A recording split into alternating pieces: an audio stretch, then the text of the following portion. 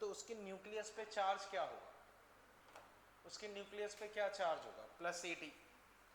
ऐसी मान low carbon की बात करें तो उसका एटॉमिक नंबर 6, तो उसमें कितने प्रोटॉन्स होंगे, 6, तो उसकी न्यूक्लियस पे चार्ज +6 ही। तो ऐसी कोई Z नंबर का मान लो एलिमेंट है तो उसके न्यूक्लियस पे क्या चार्ज होगा, +Z। तो बच्चों अल्फा पार्टिकल स्कैटरिंग एक्सपेरिमेंट में क्या होता है, जैसे ये गोल्ड फॉइल को फिक्स कर लिया, अब उस पर अल्फा पार्टिकल फेंक रहे हैं तो वो न्यूक्लियस के पास जाएंगे, न्यूक्लियस के पास जाएंगे, तो न्यूक्लियस के कितना पास तक जा सकते हैं वो हम निकालना चाहते हैं, तो हमने इसको कर दिया फिक्स। अब यहाँ अल्फा पार्टिकल को मान लो V0 स्पीड से फेंका, अल्फा पार्टिकल का मास m अल्फा, उसका चार्ज अल्फा पे चार्ज क्या होता है, +2e। तो बच्चों ड्रॉ कर लिया। अब इसमें बच्चों लिख लो find distance of closest approach, find distance of closest approach, find distance of closest approach. करो बच्चों एक बार फिर देखते हैं।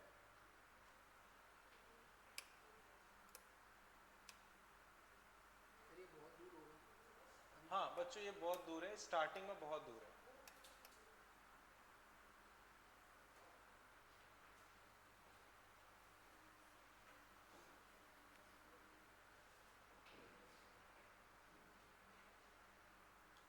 करो बच्चों फिर मैं डिस्कस करता हूँ।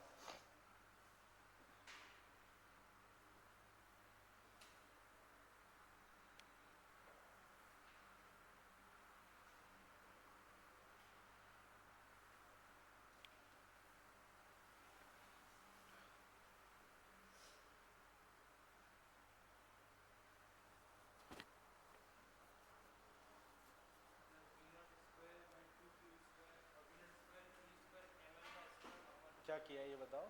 फोर्स Q by E, ये expression Q by E m alpha, और डिस्टेंस हो जाएगा V स्क्वायर बाई 2 नहीं देखते हैं तुमसे हुआ क्या किया।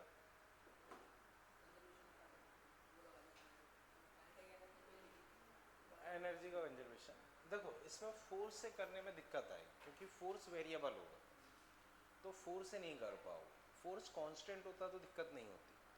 बेटर अप्रोच इसमें ये कि हम एनर्जी से करें। तो इलेक्ट्रोस्टैटिक फोर्स है, मुनीसा डिस्कशन नहीं कर रहे हैं, ठीक। इलेक्ट्रोस्टैटिक फोर्स है तो उस केस में मैकेनिकल एनर्जी कंजर्व होगी, मैकेनिकल एनर्जी कंजर्व होगी तो बच्चों तुम लगाओगे KI UI KF UF। अब बच्चों स्टार्टिंग में इसकी काइनेटिक एनर्जी 0, उसकी kinetic energy half m alpha V0 square. Potential energy बच्चों काफ़ी लार्ज डिस्टेंस में है तो पोटेंशियल एनर्जी 0। लास्ट में बच्चों जब ये बिल्कुल पास आ जाएगा तो रुक जाएगा, रुक जाएगा तो काइनेटिक एनर्जी इसकी भी 0 इसकी भी 0। पोटेंशियल एनर्जी बच्चों फिलहाल मान सकते हो दो चार्ज पार्टिकल अगर r डिस्टेंस पे हो, दो चार्ज पार्टिकल अगर r डिस्टेंस पे हो तो उसकी पोटेंशियल एनर्जी का फॉर्मूला होता है KQ1Q2/r। दो चार्ज पार्टिकल अगर r डिस्टेंस पे हो तो उनकी पोटेंशियल एनर्जी KQ1Q2/r। अब K मान लो, चलो मैं एक बार 1/4πε0 रख देता हूँ। चार्ज, इसका चार्ज Ze, इसका चार्ज 2e अपॉन r। अब यहां से अगर मैं r की वैल्यू निकालता हूं, r की वैल्यू, तो r की वैल्यू बच्चों जब तुम निकालोगे तो देखो ये मतलब 4 वाला पार्ट हट जाएगा। मैं डायरेक्ट बच्चों आंसर लिख रहा हूं Ze² πε0, इधर बचेगा m अल्फा V0 स्क्वायर। कोई मिस्टेक? ये बच्चों फाइनल आंसर आ गया। अब इतना कंप्लीट कर लो बच्चों।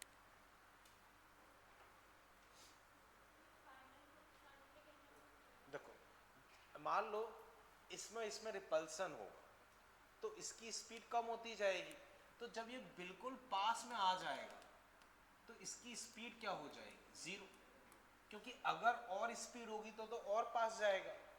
तो सबसे पास में क्या होगा, इसकी स्पीड 0 हो जाएगी, फिर वो रिवर्स वापस चला जाएगा। पोटेंशियल एनर्जी का अभी फॉर्मूला मान लो, दो चार्ज पार्टिकल के लिए पोटेंशियल एनर्जी के Q1 Q2 बाई आर।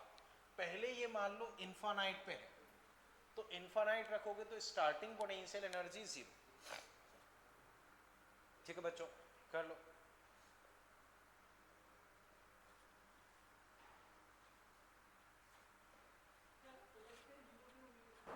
देखो शुरू में ये इन्फानाइट डिस्टेंस पे है, तो के Q1 Q2 upon infinite, infinite से डिवाइड करोगे तो पोटेंशियल एनर्जी क्या आ जाएगी 0। इसकी नहीं होती है, वो सिस्टम की होती है, अकेले पार्टिकल की नहीं है, पूरे दोनों की मिला के होती है। तो दोनों की मिला के हुई के Q1 Q2 बाई आर। अब इन्फानाइट डिस्टेंस है तो वो 0, समझे कि नहीं? हाँ करण, देखो मैं वापस बताता हूँ। हमने इन्फानाइट डिस्टेंस से इसको फेंका, प्लस प्लस में रिपल्सन होगा तो इसकी स्पीड कम होगी, रुकेगा, वापस आएगा। तो हमें क्लोजेस्ट डिस्टेंस निकालनी है, तो क्लोजेस्ट डिस्टेंस पे स्पीड हो जाएगी 0। अब मैं एनर्जी कंजर्वेशन लगा रहा हूँ, के आई u i k f u f. Initial kinetic इसकी 0, उसकी half m b square, potential 0 क्योंकि इन्फानाइट डिस्टेंस। बाद में ये रुक जाएगा तो इसकी भी 0, इसकी भी 0। पोटेंशियल के Q1 Q2 by r. Potential energy का फॉर्मूला ये रहा, बस आर की वैल्यू निकाल लो, वो आंसर। ठीक है, अभी बच्चों ये क्लियर है? अभी थोड़ी देर बाद ये चीज क्लियर है बच्चों? अब बच्चों समझो, एक्चुअल एक्सपेरिमेंट में बच्चों जब ये डेटा वगैरह रखा था, तो जो अल्फा पार्टिकल है वो न्यूक्लियस को टच भी नहीं कर पाते, उससे पहले ही वापस आ जाते। जैसे मान लो अपन दीवार पे कोई बॉल मार तो वो टकरा के वापस आएगी, लेकिन अल्फा पार्टिकल के केस में क्या था, वो न्यूक्लियस तक पहुंच ही नहीं पाएंगे क्योंकि प्लस प्लस की वजह से इतना स्ट्रॉन्ग रिपल्सन होता है कि वो पहले ही वापस लौट आते हैं। तो एक्चुअल में उसको टच भी नहीं कर पाते और वापस लौट आते हैं। ये चीज क्लियर है? अब बच्चों इसमें थ्योरेटिकली कुछ क्वेश्चंस पूछे जाते हैं। बच्चों आगे इस तरह से लिख लो। एक और बच्चों इसमें सेकंड पार्ट लिख लो।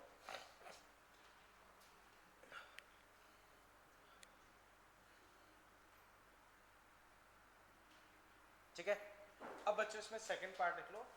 Which of the following is conserve in this process? Which of the following is conserve in this process? A momentum, B energy,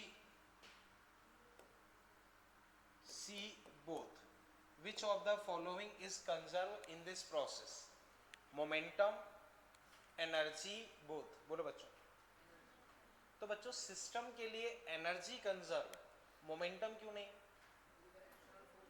क्योंकि इसको फिक्स किया है, तो इसको कुछ ना कुछ कील या मान लो चिपका के या किसी मेथड से फिक्स किया, तो वो कुछ एक्सटर्नल फोर्स लगा रहा होगा, उस वजह से मोमेंटम कंजर्व नहीं होगा, केवल एनर्जी कंजर्व होगी। और एनर्जी कंजर्वेशन से ही बच्चों हमने ये निकाला, समझ गए? अब बच्चों आपके एग्जाम में इस पे किस तरह के क्वेश्चंस पूछे गए हैं? आपको बोल दिया स्पीड डबल कर दे, स्पीड डबल कर दे, बताओ क्लोजेस्ट डिस्टेंस क्या हो जाएगी? 1/2। अब क्लोजेस्ट डिस्टेंस मास पे कैसे डिपेंड कर रही है? तो इनवर्सली प्रोपोर्शनल टू मास। या ये बच्चों हमने अल्फा पार्टिकल के लिए निकाला।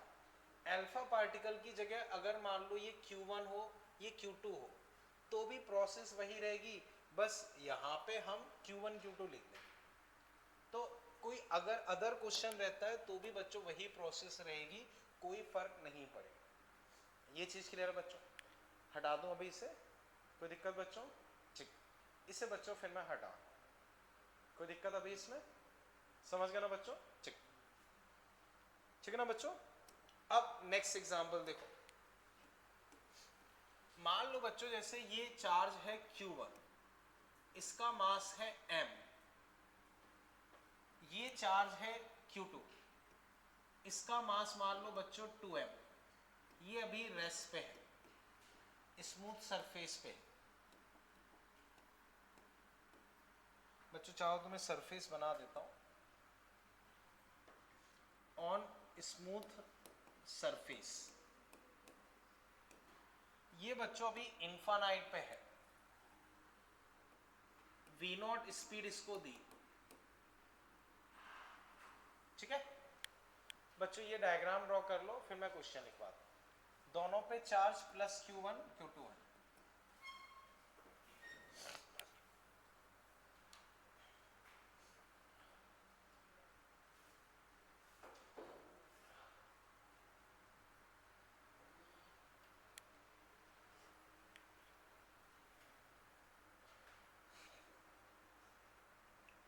ठीक बच्चों, अब बच्चों इसमें आप लिख लो बच्चों, एक का मास m, एक का मास 2m, चार्जेस Q1 Q2, ठीक है। अब बच्चों इसमें लिखो find distance of closest approach, find distance of closest approach. तो बच्चों जस्ट मुझे एक बार ये बताओ अब सॉल्व कैसे करेंगे, ठीक है ना। Find distance of closest approach. बच्चों पिछले क्वेश्चन और इस क्वेश्चन में क्या फर्क है? पिछले क्वेश्चन में वो फिक्स था, इस क्वेश्चन में ये फ्री टू मूव है, तो ये इधर उधर मूव कर सकता है, ये फर्क है। हाँ अब तुम बोलो।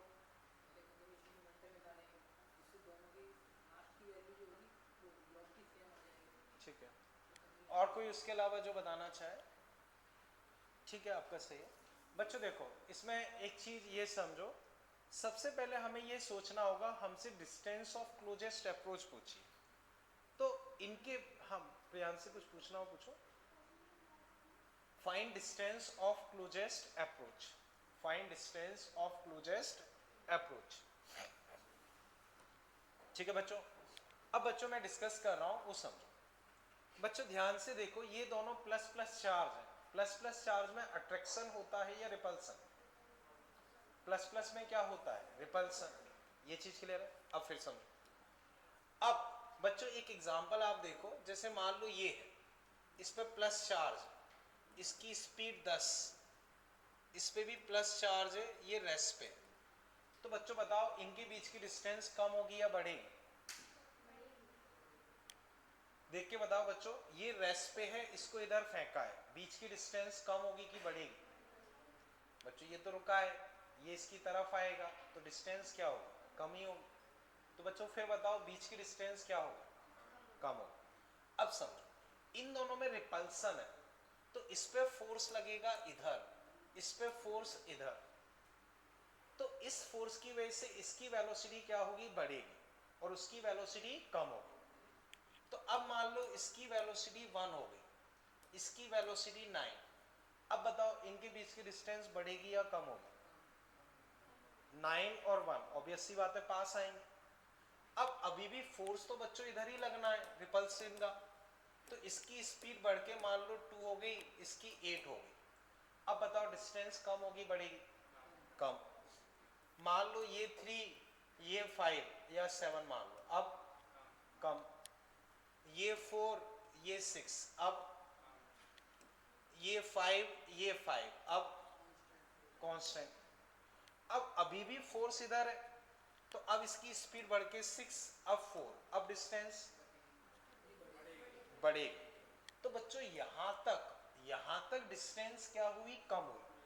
उसके बाद फिर वो दूर होने लगेंगे तो डिस्टेंस बढ़ने लगेगी। तो बच्चों अब ध्यान से समझो, इस तरह के सिमिलर क्वेश्चंस कई जगह बनते हैं। उनमें एक चीज तुम्हें अपने दिमाग में रखनी है कि क्लोजेस्ट डिस्टेंस कब होगी? जब दोनों की स्पीड क्या हो जाए? बराबर। क्लोजेस्ट डिस्टेंस कब होगी? जब दोनों की स्पीड क्या हो जाए? वेलोसिटी क्या हो जाए? बराबर। वेलोसिटी से मतलब विथ डायरेक्शन।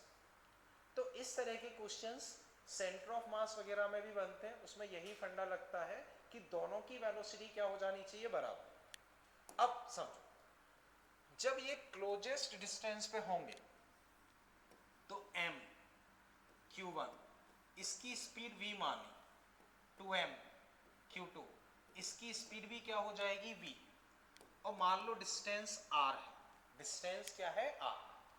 अब बच्चों अगर पूरे को सिस्टम लोगे तो कोई एक्सटर्नल फोर्स नहीं है, तो यहां मोमेंटम भी कंजर्व रहेगा और एनर्जी भी कंजर्व रहेगी।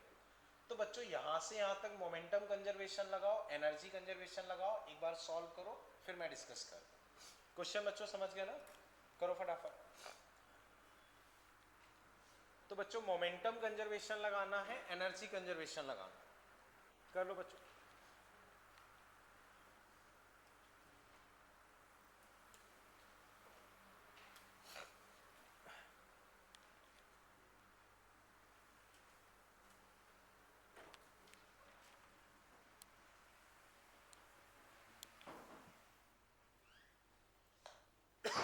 सर वो निकाल दिए ना?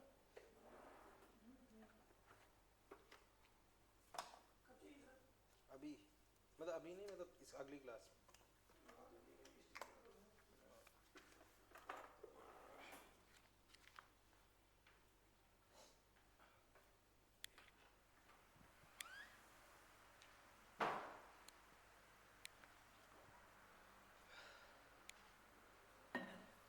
बच्चों ये सीट किसके पास नहीं है?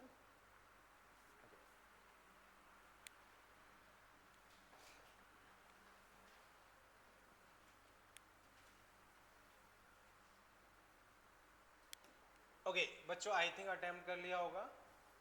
बच्चों अब मैं डिस्कस कर रहा हूं, उसे देखो। बच्चों में मोमेंटम कंजर्वेशन सिस्टम के लिए तो P इनिशियल P फाइनल, इसका मोमेंटम mv नॉट, उसका 0, mv टू mv। तो बच्चों यहां से v आ गया v नॉट बाई 3। बोलो बच्चों इसमें कोई दिक्कत? तो फाइनली दोनों की स्पीड क्या होनी चाहिए? v naught by 3।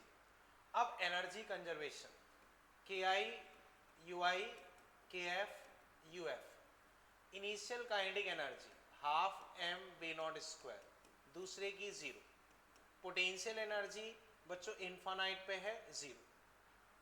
Final kinetic energy इस वाले की लिखोगे हाफ एम वी स्क्वायर, उसकी half 2m v square. Potential energy के Q1 Q2 है ना? हाँ, Q1 Q2 बाई आर। ये चीज क्लियर है? अब बच्चों देखो,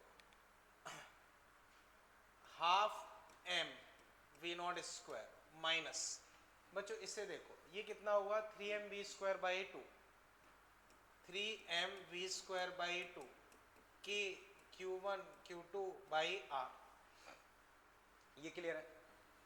अब बच्चों v की जगह मैं क्या लिखूंगा? v naught by 3, v naught by 3।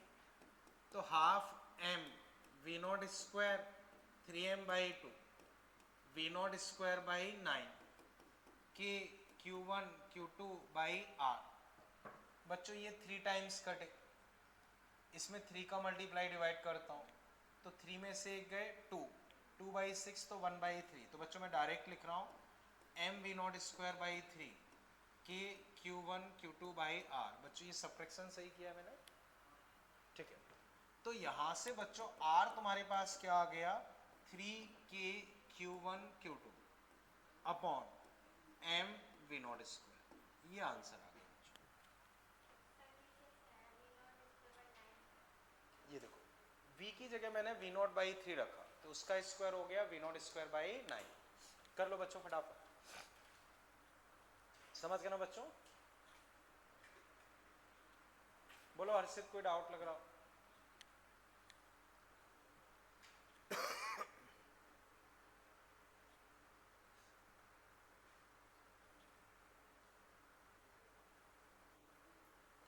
अब बच्चों इसमें थ्योरेटिकल क्वेश्चन ये पूछा जाता है कि इस प्रोसेस में मोमेंटम कंजर्व है, एनर्जी कंजर्व है या दोनों कंजर्व?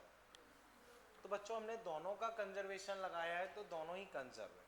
बच्चों ये क्वेश्चन अभी हमने इलेक्ट्रोस्टैटिक्स मतलब इसमें किया है, यही क्वेश्चन बच्चों इलेक्ट्रोस्टैटिक्स में भी आते हैं।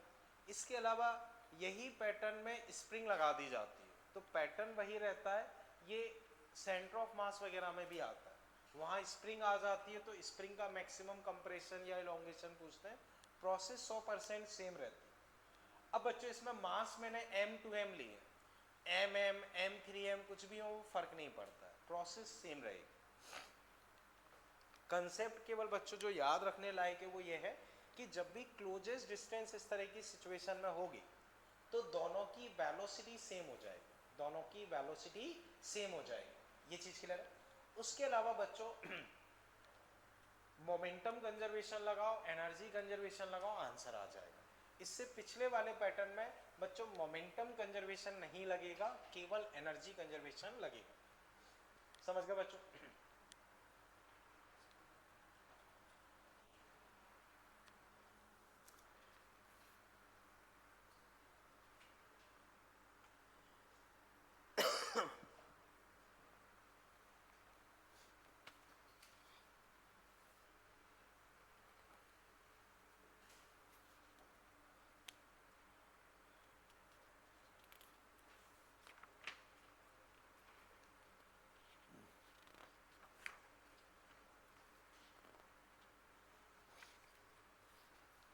बच्चों कर लिया अभी सबने?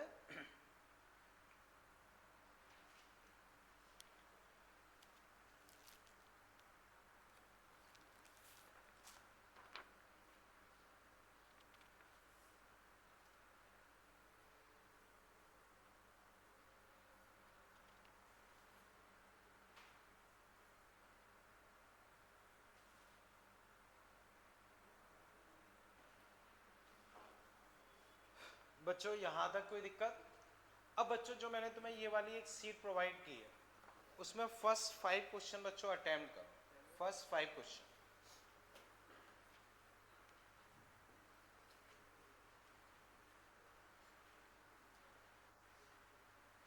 The graph which Rutherford experiment, theta बच्चों स्कैटरिंग एंगल और ये नंबर ऑफ पार्टिकल्स।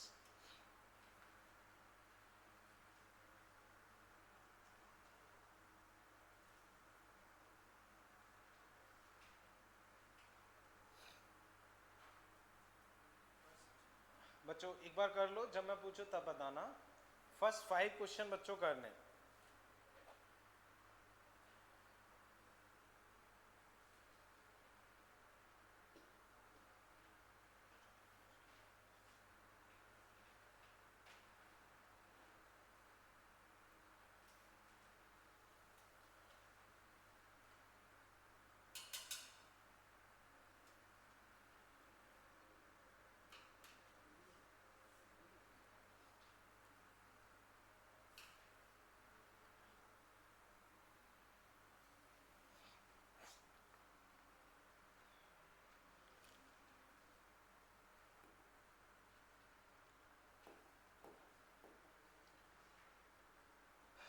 अब बच्चों फर्स्ट में कार्तिक तुम बताओ आंसर तुम्हारे हिसाब से क्या? तो बच्चों याद करो, कल मैंने ग्राफ भी बताया था आपको कि बिल्कुल अधिकतम बिल्कुल सीधे चले जाते हैं, तो जीरो वाले में बहुत ज़्यादा पार्टिकल्स होते हैं और जैसे जैसे एंगल बढ़ता है पार्टिकल कम होते जाते हैं। तो ग्राफ बनाओगे तो लगभग फर्स्ट जैसा बन जाएगा। तो आंसर बच्चों क्या हो जाएगा? ए। ठीक है। अब अभिषेक तुम बताओ सेकंड में आंसर। बी सही है। According to classical theory Rutherford atom was electrically stable. तो बच्चों वो स्टेबल नहीं था, वो ईएम वेव्स एमिट कर रहा था, तो अनस्टेबल था। इलेक्ट्रोडायनेमिकली अनस्टेबल, वो सही है। सेमी स्टेबल जैसा कुछ होता नहीं है, स्टेबल था नहीं। तो करेक्ट आंसर बच्चों क्या हो जाएगा? बी। क्योंकि रदरफोर्ड वाले में हमने बच्चों देखा था वो न्यूक्लियस में गिर जाना चाहिए। इलेक्ट्रोस्टैटिक्स का मतलब ये होता है कि चार्ज पार्टिकल मूव नहीं कर रहा। इलेक्ट्रोस्टैटिक्स में हम वही तो पढ़ते थे, जबकि यहाँ तो इलेक्ट्रॉन्स मूव करता है। ठीक है, मूव कर रहा है। ठीक है, क्लियर है बच्चों? अब थर्ड बच्चों देखो, चूज थर्ड। हर्षित तुम बताओ इसमें आंसर तुम्हें क्या लग रहा है?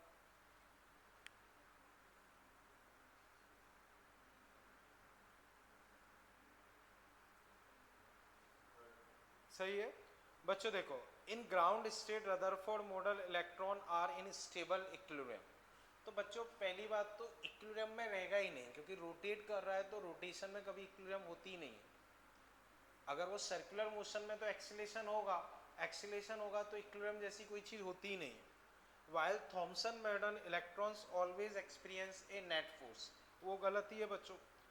An atom has a nearly continuously mass distribution in Rutherford model, बच्चों गलत है। रदरफोर्ड के अकॉर्डिंग बीच में सारा का सारा मास होता है, कंटिन्यूसली थोड़ी डिस्ट्रीब्यूटेड रहता है, लगभग सारा का सारा मास बहुत छोटे से हिस्से में होता है, और इन्होंने बोला है कि कंटिन्यूसली डिस्ट्रीब्यूटेड होता है, वो चीज़ गलत है। Third, a classic atom based on Rutherford model dooms to collapse, वो सही है। रदरफोर्ड ने जो मॉडल दिया था वो कोलैप्स हो जाता, उनके अकॉर्डिंग सर्कुलर ऑर्बिट था, वो ईएम वेव्स, वो मैं रीड करता हूँ, अभी पहुंचने तो दो। थर्ड सही है, फोर्थ देखो, the positive charge part of atom possess most of the mass in Rutherford model but not in Thomson model। तो अब समझो, पहली बात, पॉजिटिव चार्ज के पास मास नहीं, न्यूक्लियस के पास, इन्होंने ये बोला है पॉजिटिव चार्ज के पास मास होता है, जबकि न्यूक्लियस के पास है, न्यूक्लियस में पॉजिटिव चार्ज के साथ साथ न्यूट्रल पार्टिकल भी, समझ रहे हो। दूसरी चीज कहाँ गया, but not in Thompson model. Thompson model में भी बच्चों जितना मुझे याद है, सारा का सारा मास उनने पॉजिटिव चार्ज पे माना था, बीच में कुछ बीच पे इलेक्ट्रॉन्स मान लिए। तो थॉमसन मॉडल में भी मेरे हिसाब से पॉजिटिव पे ही लगभग लगभग सारा मास माना था, बीच में कुछ कुछ इलेक्ट्रॉन्स पे माना था, तो वो चीज़ भी गलत है। समझ गए ना बच्चों। अब इसमें फोर्थ क्यों गलत है, प्रिंस क्लियर है ना, ठीक है। अब क्वेश्चन नंबर 4, इसमें योगेन तुमसे अगर हो पाया हो तुम बताओ। डी देखते हैं, तुम बोलो अरुण। ए सही है। देखो, two particle a and b having same E/m ratio are projected towards silver nucleus in different experiment with same speed, closest distance बताना है। तो अब समझो, ये है Z(E²), ये स्पीड सेम है, एप्सिलॉन नॉट पाई सेम है, Z सिल्वर के लिए दोनों के लिए सेम होगा। अब E/m बचा, E/m हमें सेम दे रखा है, या चार्ज बाई मास का रेशियो सेम दे रखा है, तो क्लोजेस्ट डिस्टेंस क्या हो जाएगी, सेम हो जाएगी। समझ पाए, देखो हाँ अभी समझ गया ना बच्चों, वापस समझाता हूँ बच्चों। क्लोजेस्ट डिस्टेंस ये रहे, क्लोजेस्ट डिस्टेंस ये रहे, अगर charge to mass ratio same होगा, charge to mass ratio same होगा, तो बाकी चीजें तो सेम ही है, तो क्लोजेस्ट डिस्टेंस क्या हो जाएगी, सेम ही हो जाएगी। जैसे बच्चों देखो, V0 सेम है, एप्सिलॉन नॉट सेम है, Z सेम, इस E की जगह मैंने मान लो E लिख दिया या चार्ज लिख दिया, चलो, तो Q/m का अगर रेशियो सेम है तो ZE वगैरह बाकी चीजें तो सेम ही है, क्लोजेस्ट डिस्टेंस क्या हो जाएगी, सेम ही हो जाएगी। तो आंसर बच्चों क्या हो जाएगा, ए। आंसर बच्चों क्या हो जाएगा, ए। अभी कोई दिक्कत बच्चों? हाँ देखो, मैं वापस बताता हूँ, चाहो तो मैं इसको वापस ऐसे बता, इसको +2e की जगह मैं Q ले लेता हूँ, यहाँ Q, ठीक है, यहाँ Q रखूंगा, तो अब फाइनल आंसर क्या आएगा वो देखो, देखना एक सेकेंड। R अगर मैं लिखता हूं R, तो ZEQ 2πε0 m और V0²। अब Q/m अगर सेम है, Q/m अगर सेम है, उन्होंने बोला E/m सेम है, charge to mass ratio same है, तो सिल्वर दोनों के लिए तो ZE सेम हो गया, ये सब तो सेम है ही है, स्पीड भी सेम है, तो क्लोजेस्ट डिस्टेंस सेम हो जाएगी। क्लियर है प्रिंस? हाँ शायद कोई कुछ पूछ रहा था इधर। हाँ 78 होता है, बाकी तुम लोगों को ज़्यादा पता होना चाहिए बच्चों। गोल्ड का एटॉमिक नंबर, अच्छा फिजिक्स में भी उतनी ज़रूरत नहीं पड़ती, पर जितना मुझे याद है शायद 78 कुछ होता है, पर ज़रूरत कहाँ पड़ रही है इसकी। ओके, इसमें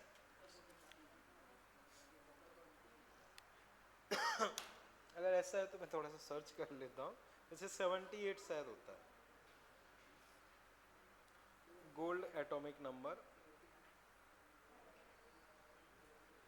gold atomic number.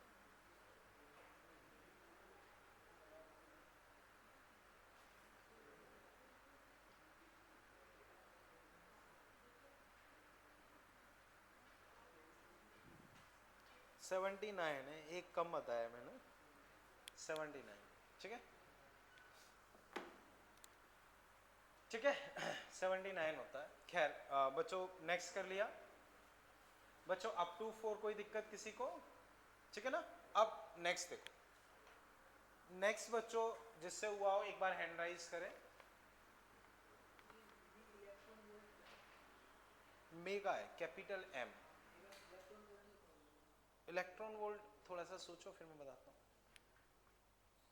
In experiment find the distance of closest approach.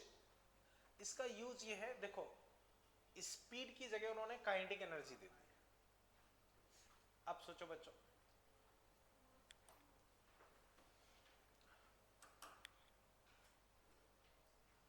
जैसे बच्चों ये गोल्ड हो गया 79E,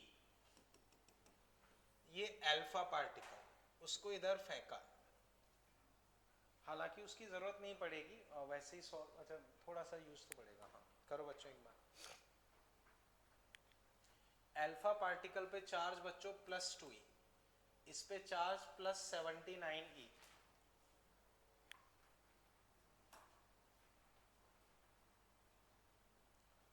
बच्चों इसे फिक्स मानेंगे क्योंकि स्कैटरिंग एक्सपेरिमेंट है तो उसमें फिक्स था। हाँ वही क्लोजेस्ट डिस्टेंस निकालनी। करो बच्चों।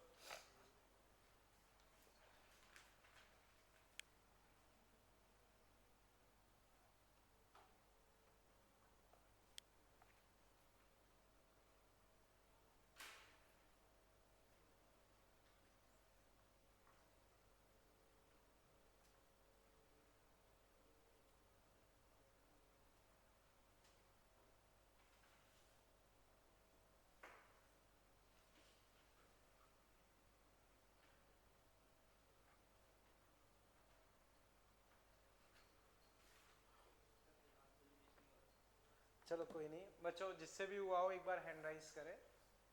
बच्चों अप्रोक्सीमेट निकाल सकते हो क्योंकि पावर्स काफ़ी हाँ ज़्यादा फर्क तो नहीं है। करो क्या।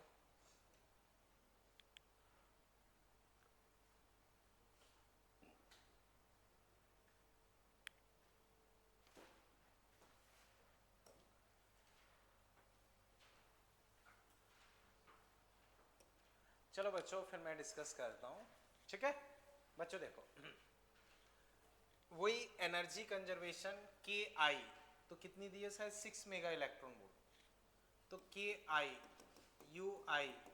के एफ 6 मेगा इलेक्ट्रॉन वोल्ट। ये क्लियर है बच्चों। Potential energy 0, final kinetic energy 0, final potential energy के की वैल्यू बच्चों ये होती के Q1 बच्चों 2E, फिर 79E अपॉन R। ये क्लियर है। अब बच्चों ये चीज और एक इलेक्ट्रॉन का चार्ज कट गया। अब अगर मैं R लिखता हूं तो R बच्चों मेरे पास आ गई 9 × 10 की पावर 9 × 2 × 79 × 1.6 10 की पावर -19 अपॉन 6 × 10 की पावर 6। अब बच्चों ये 3 टाइम्स, ये 2 टाइम्स, ये 2 इससे चले गए, ठीक है। ये सब बचा 9 और 19 बचा -10 के की वैल्यू, के की वैल्यू। अब बाकी चीजें बच्चों देखो 1.6 × 3 4.8, 4.8 × 79 बच्चों इसको एक बार 5 मान लेता हूँ, इसको एक बार 5 मान लेता हूँ, इसको लगभग 80 मान लेता हूँ, तो 5 × 80 8 45 400, तो 400 × 10 की पावर -10, तो 4 × 10 की पावर -8 के आसपास है ही नहीं। कोई नहीं वो चेक कर लूंगा, पर एक बार चेक करो मैंने कोई मिस्टेक तो नहीं किया ना। ये वाला ई घटा कैसे? देखो 1.6 × 10 की पावर -19 और E की जगह लिखोगे 1.6 × 10 की पावर -9। जैसे वो तो काइनेटिक एनर्जी दी है ना। हाँ इलेक्ट्रॉन वोल्ट में, मेगा इलेक्ट्रॉन वोल्ट, समझ गए ना। हाँ बच्चों, कहीं कैलकुलेशन मैंने मिस्टेक की हो वो चेक कर, कैलकुलेशन मिस्टेक कहीं दिख रही हो वो चेक कर, बाकी फिर वो आंसर में करेक्ट करवा दूंगा, वो दिक्कत नहीं है। हाँ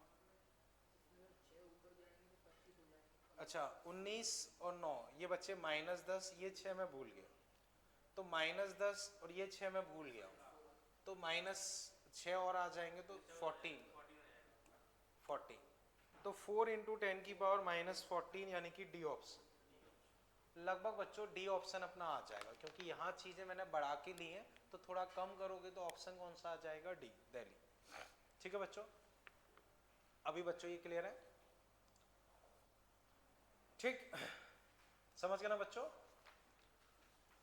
एक बार बच्चों पूरा आराम से देख लो, कोई दिक्कत लग रही हो तो पूछो। ठीक है ना बच्चों? बोलो अभिषेक कोई दिक्कत लग रही हो, हर्षित तुम्हें कोई दिक्कत लग रही हो? हटा देता हूं बच्चों फिर मैं। अब बच्चों इसके बाद जो हम डिस्कस करने वाले हैं वो है बोर मॉडल। तो जो रदरफोर्ड की दिक्कतें थी उसको बोर ने सॉल्व करने का ट्राई किया। रदरफोर्ड की दिक्कत क्या थी कि भाई सर्कुलर ऑर्बिट में वो घूम रहा, सर्कुलर ऑर्बिट में घूम रहा है तो एनर्जी एमिट करेगा, ये दिक्कत है। तो उसके लिए बोर ने कहा कि भाई कुछ इस तरह के ऑर्बिट्स होते हैं जिनको कि हम स्टेशनरी ऑर्बिट्स बोल सकते हैं, कुछ इस तरह के ऑर्बिट्स होते हैं जिनको कि हम स्टेशनरी ऑर्बिट्स बोल सकते हैं, और उन ऑर्बिट्स में वो एनर्जी एमिट नहीं करेगा। ठीक है ना बच्चों, कर रहे हो तो कर लो, चलो एक बार।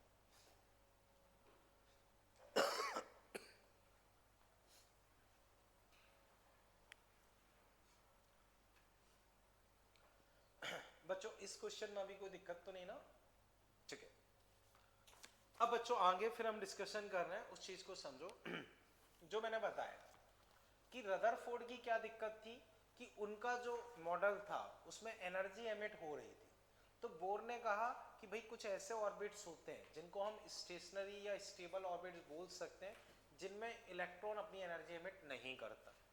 ठीक है भाई, बात मान ली, लेकिन हम पहचानेंगे कैसे कि भाई कौन सा ऑर्बिट स्टेबल है? तो उसके लिए उन्होंने कहा कि जो स्टेबल ऑर्बिट रहते हैं उनके लिए एंगुलर मोमेंटम h/2π का इंटीजर मल्टीपल होगा। तो पहली बात, स्टेबल ऑर्बिट होंगे उसमें एनर्जी एमिट नहीं करेगा। कैसे पहचान करेंगे कि भाई स्टेबल ऑर्बिट कौन सा है? तो उसके लिए उन्होंने कहा कि स्टेबल ऑर्बिट के लिए angular momentum integer multiple of h/2π होगा। क्लियर है बच्चों?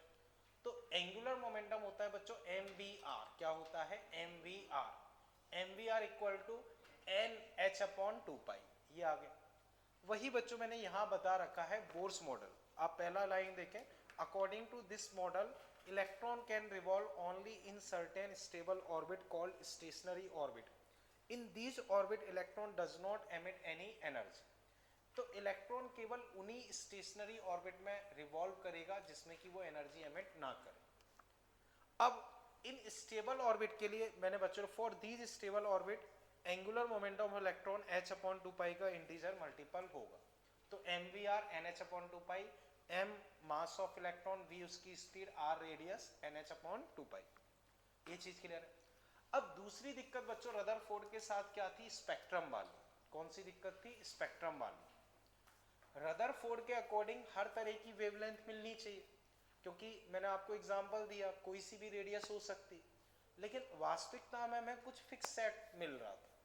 तो उसको भी इन्होंने ये बोला कि बच्चों जैसे मैंने आपको एग्जांपल दिया था, मान लो तुम सीढ़ियों पे खड़े हो, तुम जंप करके ऐसे जा सकते हो, ऐसे जा सकते हो, ऐसे जा सकते हो, वापस भी आ सकते हो, लेकिन तुम सोचो कि मैं यहां से जाके ऐसे हवा में अटक जाऊं, हो सकता है? यहां से जाके ऐसे हवा में अटक जाऊं, हो सकता है? नहीं हो सकता। तो मान लो बच्चों जैसे इनको मैंने नाम दे दिया, इसकी एनर्जी 2 है, इसकी 6 है, इसकी 10 है, इसकी 20 है, इसकी मान लो 50। तो तुम मान लो यहां से जंप करके इधर गए, तो 6 से कहां गए? 20। 6 से कहां गए? 20। तो 6 से 20 मतलब कितनी एनर्जी बढ़ गई? 14। तो तुम 14 एनर्जी एब्जॉर्ब करो। और ये अगर तुम जंप करके 20 से 2 पे आ गए, 20 से 2, तो कितनी एनर्जी कम हो गई? 18। तो उतनी एनर्जी एमिट करोगे। तो इलेक्ट्रॉन भी क्या करता है, एक स्टेबल से दूसरे स्टेबल में जाएगा। पहली बात तो स्टेबल ऑर्बिट्स रहेंगे, जैसे यहाँ स्टेयर केस है, तो उसी तरह से उन्होंने बोल दिया कि प्रॉपर ऑर्बिट्स होते हैं, इलेक्ट्रॉन उसी में जाएगा, ऐसा नहीं कि कोई से भी कहीं भी चला जाए, पहली चीज। अब जब वो जंप करेगा तो इन्हीं में आपस में जंप करेगा, ऊपर जाएगा तो एनर्जी एब्जॉर्ब करेगा, नीचे आएगा तो एनर्जी एमिट करेगा। तो जब वो वापस नीचे आएगा तो डिफरेंस के बराबर एनर्जी एमिट करेगा। कैसे करेगा, फोटोन के फॉर्म में। तो अब इससे वो वाली दिक्कत खत्म हो गई, क्योंकि अब इसके जो सेट्स बनेंगे उसी तरह के आपको फोटॉन्स मिलेंगे, हर तरह के फोटॉन्स नहीं मिलेंगे। तो जो दूसरी दिक्कत रदरफोर्ड के साथ थी वो दिक्कत भी उन्होंने सॉल्व कर दी, समझ गए बच्चों। बट उन्होंने उसका रीजन नहीं दिया कि भाई mvr इक्वल टू NH/2π क्यों होना चाहिए, वो बाद में आएगा, ये समझ गए ना।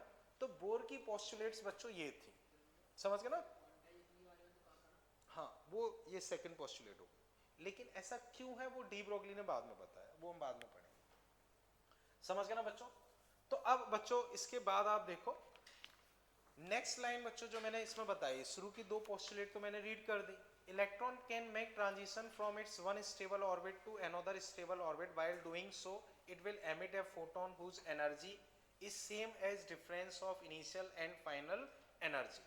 तो इसका क्या मतलब बच्चों समझो, जैसे ये है इनिशियल फाइनल, बच्चों इलेक्ट्रॉन जंप करके इधर आ गया, समझने के लिए बच्चों वही, ये 5 मान लो, ये 13 से 5 पे आ गया, कितनी एनर्जी कम हो गई, 8 एनर्जी।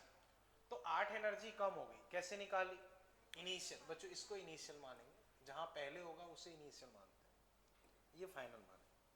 हाँ, एनर्जी कितनी कम हो गई, 8, तो मतलब कितनी कम हो गई, 8, कैसे निकालते हैं, इनिशियल माइनस फाइनल, जब भी लॉस निकालते हैं तो इनिशियल माइनस फाइनल, उतने डिफरेंस का वो एक फोटोन एमिट कर दे, तो इससे अपनी दूसरी दिक्कत खत्म हो गई। ये चीज समझ गए बच्चों, यहां तक कोई दिक्कत, ठीक। अब फिर देखो बच्चों, इसके बाद बच्चों केमिस्ट्री में आप डिटेल में पढ़ते ही हो, लेकिन बस मैंने समझा रखा है, या इसमें बनाया होगा उसमें दिखा देता हूँ, बनाने में मेहनत क्यों करूं। हाँ ठीक है बच्चों, समझो ये न्यूक्लियस, ये क्या है, न्यूक्लियस। न्यूक्लियस के जस्ट बाद वाला जो होता है उसको हम बोलते हैं n=1, ये क्या है, न्यूक्लियस। इसके बाद वाला जो ऑर्बिट है उसको क्या बोलते हैं, n=1, उसके बाद वाले को क्या बोलेंगे, 2, उसके बाद वाला 3, फिर 4, 5 ऐसे चलेगा। इसके अलावा बच्चों इसको अलग तरीके से भी नाम देते हैं, जस्ट बाद वाले को नाम देते हैं k, फिर L, फिर M, फिर N, समझ के बच्चों। नाम कैसे दिया है, न्यूक्लियस, वो तो अलग हो गया। उसके जस्ट बाद वाले ऑर्बिट को क्या बोला है, 1, n=1, उसके बाद वाले को 2, उसके बाद वाले को 3, उसके बाद वाले को 4, ये नाम हो गए। उसी को एक और फॉर्मेट में नाम दिया है, जस्ट बाद वाले को k, बाद वाले को फिर L, फिर M, फिर N, फिर O। तो कई बार k ऑर्बिट L ऑर्बिट बोले तो पता होना चाहिए कि भाई k का मतलब कौन सा है, L का मतलब कौन सा है। उसके अलावा एक और नाम दिया, जो जस्ट बाद वाला है उसको बोलते हैं ग्राउंड, उसको क्या बोलते हैं, ग्राउंड। उसके बाद वाले को फर्स्ट एक्साइटेड स्टेट, फिर second excited state, third excited state. तो बच्चों इसमें थोड़ा सा सिली मिस्टेक होने के चांस होते हैं, तो इस चीज का बहुत ध्यान रखना। आपसे बोलेगा electron is in third excited state, तो जल्दबाजी में तुम n=3 ले सकते। तुमसे बोलेगा electron is in second excited state, तुम जल्दबाजी में n=2 ले लो। तो सेकेंड एक्साइटेड स्टेट का मतलब n क्या माना जाएगा, 3। या तो वो सीधा n=3 दे रहा है, कोई दिक्कत नहीं, लेकिन उसने सेकेंड एक्साइटेड स्टेट बोला है, तो तुमसे काफी चांस होता है जल्दबाजी में तुम उसको 2 लेके सॉल्व कर लो, और उस केस में गलत आंसर आ सकता है। ये पॉइंट बच्चों समझ गए, ठीक है। अब इसके बाद बच्चों अगर तुम देखोगे तो मैंने बताया है कैलकुलस ऑफ रेडियस, स्पीड, ये सब चीजें, तो वो बच्चों मैं डिस्कस कर रहा हूं, तो वो बच्चों समझना। ठीक है। तो वो बच्चों अब मैं डिस्कस कर रहा हूँ। तो बच्चों ये डेरिवेशन मतलब देखा जाए तो कंपटीशन पॉइंट ऑफ व्यू से कोई काम का नहीं, ठीक है ना। मेनली आप फॉर्मूले याद रख सकते हो, बट फिर भी डेरिवेशन मैं बता रहा हूँ उसको, मतलब इसमें मैंने लिख भी रखा है। उससे फ़ायदा ये कि बाई चांस कभी फॉर्मूला भूल जाओ तो उससे निकाल सकते हो, बाकी फॉर्मूले ही याद रखो तो बेटर है, क्योंकि उसमें टाइम बहुत लग जाता है, समझ गए ना। तो एक बार बच्चों मैं डेरिवेशन बता रहा हूँ। डेरिवेशन सारे फॉर्मूले बच्चों सब मैंने इसमें लिख रखे हैं, पूरी प्रोसेस लगभग वैसी है, तो लिखने की कोई ज़रूरत नहीं, बस मैं समझा रहा हूँ, ठीक है ना। तो वो बच्चों मैं डिस्कस कर रहा हूँ, वो समझ। अब बच्चों करना कैसे होगा वो चीज़ समझो। बच्चों रदरफोर्ड ने एक चीज़ बोली थी कि सर्कुलर ऑर्बिट में चक्कर लगाता, सर्कुलर ऑर्बिट में चक्कर लगाता है तो उसके लिए सेंट्रीपिटल फोर्स कहाँ से आएगा? Coulomb force. तो एक तो हम वही यूज कर लेते हैं, ये प्लस जेड, इलेक्ट्रॉन यहां चक्कर लगा रहा है आर रेडियस में, इलेक्ट्रॉन पे चार्ज होता है निगेटिव, इलेक्ट्रॉन पे चार्ज होता है माइनस। मान लो बच्चों v स्पीड से ऐसे चक्कर लगा रहा है, इसका मास है m, तो बच्चों मास m, speed v, radius r। तो इन्होंने कहा कि सेंट्रीपिटल फोर्स कहां से मिलेगा? कूलाम से। बच्चों बताओ सेंट्रीपिटल फोर्स का फॉर्मूला,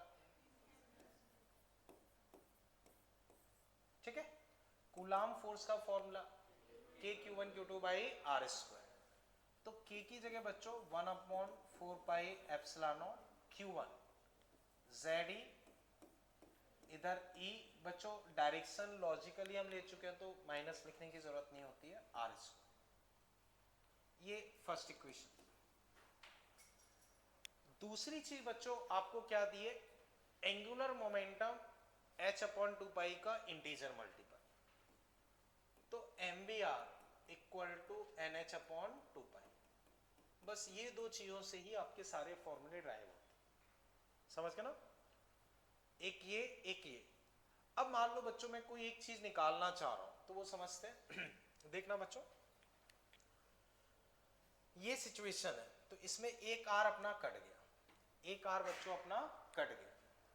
अब बच्चों मैं क्या करता हूं इसमें, देखना, देखो v² की वैल्यू रख देता हूं यहां से, देखना बच्चों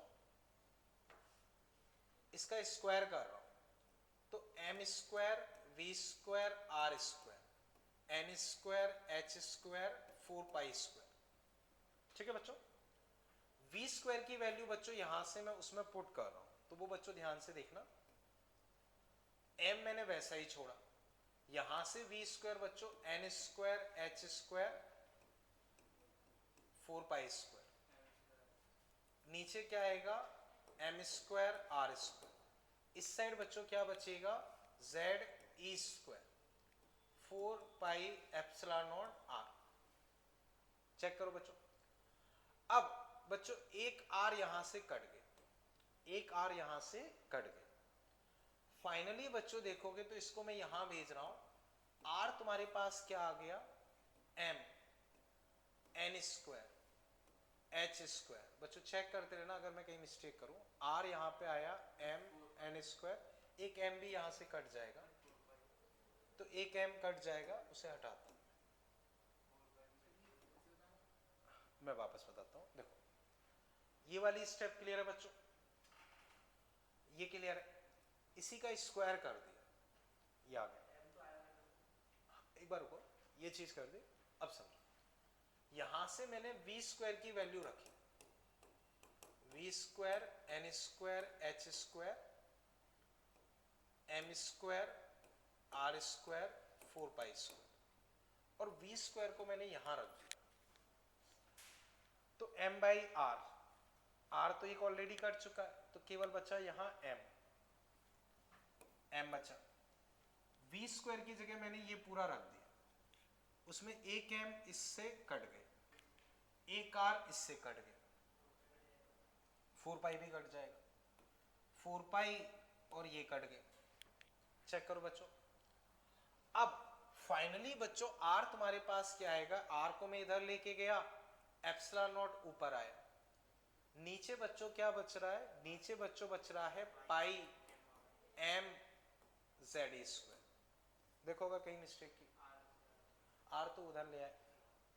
अब बच्चों इन सब का कोई मतलब नहीं, इतने बड़े बड़े टर्म्स किसी को याद नहीं हो सकते, ना ही याद करने का कोई मतलब है।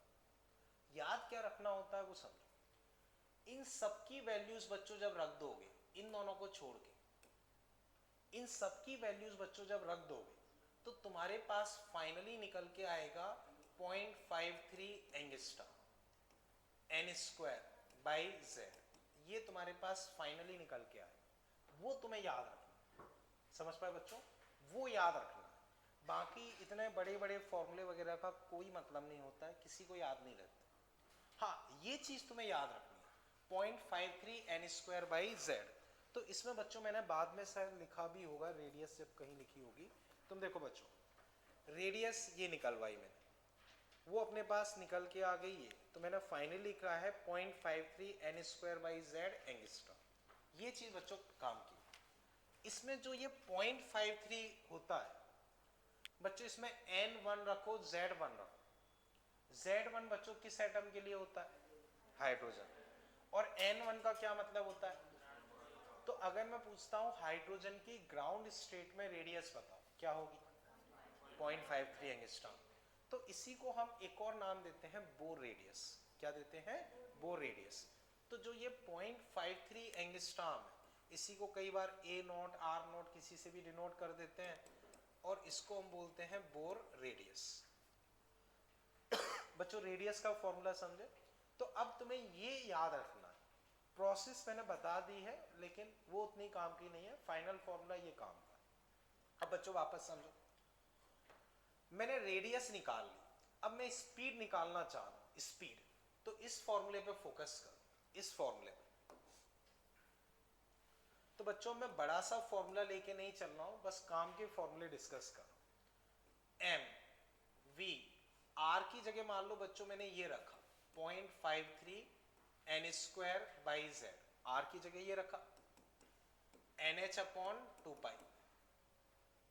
आर की जगह बच्चों एम वी आर, इसमें ये रखा, तो एन एक कट गया, v फाइनली बच्चों मेरे पास क्या आ जाएगा, देखो h अपॉन 2 पाई मास z n 0.53 एंगस्ट्रॉम। ये क्लियर है। अब इसमें भी बच्चों बाकी चीजों से मतलब नहीं, इन दो चीजों से मतलब है केवल। h कांस्टेंट, ये सब चीजें कांस्टेंट। तो इन सब की वैल्यू जब तुम रख देते हो तो फाइनली जो स्पीड तुम्हारे पास आती है c upon 137 z by N, या proportional to z by N. ये तुम्हें याद रखना, ये तुम्हें याद रखना।